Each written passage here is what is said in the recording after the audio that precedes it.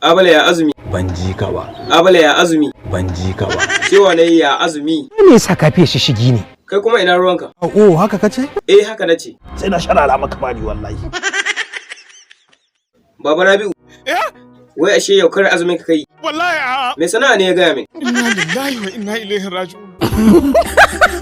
Wai kai da ma ƙarya ce ka gaya min. Shashan banza shashashan wofi.